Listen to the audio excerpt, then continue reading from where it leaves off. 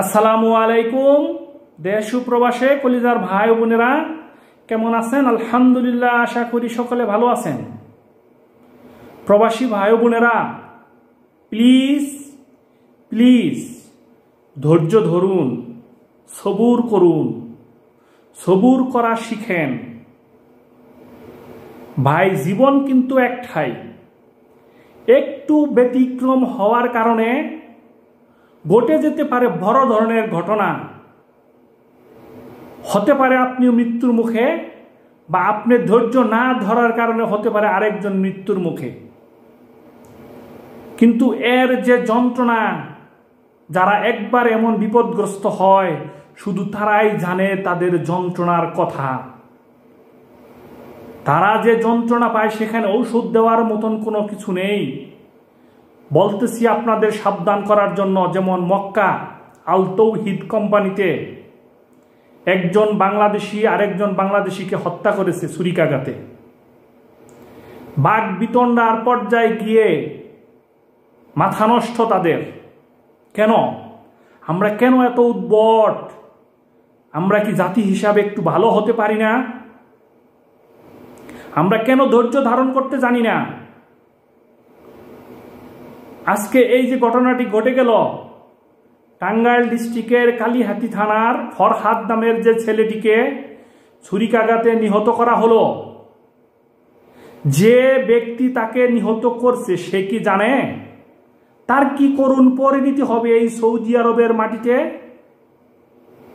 আগে আপনাকে সৌদি আরবের নিয়ম শৃঙ্খলা আইনকে সম্মান এবং শ্রদ্ধা জানাতে হবে। বিদেশে খালি আসলেই হবে না, বিদেশ সম্পর্কে আপনাকে পূর্ণ ধারণা রাখতে হবে। আপনাকে জানতে হবে একটি দেশের আইন শৃঙ্খলা এবং আইন সম্পর্কে। সে যে ভুলটি করেছে, আজকে ভুলের প্রায়শ্চিত্ত কে দিবে? সে তো একজনকে নিহত করে ফেলেছে, সে তো মরে গেছে। সে মরে গেছে, যে মারলো সে তাকে একজনকে মারলো, এবং যে মরেছে তার ফ্যামিলিকেও মারলো, এবং যে মারছে এখন সেও মরবে, আর যে মারছে তার ফ্যামিলিও মরবে। খেয়াল করবেন কথাগুলো, গুরুত্বপূর্ণ কথাগুলো।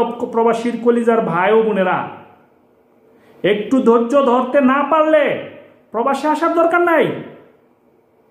প্রবাসেই হোক দেশেই হোক, যেখানে আপনারা যে অবস্থায় আমরা আছি, আমাদেরকে ধৈর্য ধারণ করতে হবে ভাই। কারণ একজন আপনার উপরে চড়াও হলেই আপনি সাথে সাথে তার উপরে চড়াও হবেন না।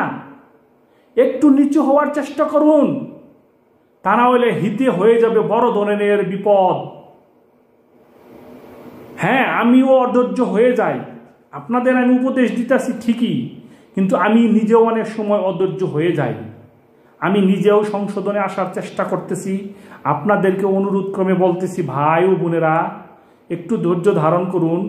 আপনাদের ফ্যামিলির দিকে তাকান। বউ বাচ্চা মা বাপ আপনার দিকে তাকিয়ে রয়েছে। আজকে আল্লাহ না করুক কোনো ধরনের দুর্ঘটনা যদি ঘটে যায়, কষ্ট হবে তাদের।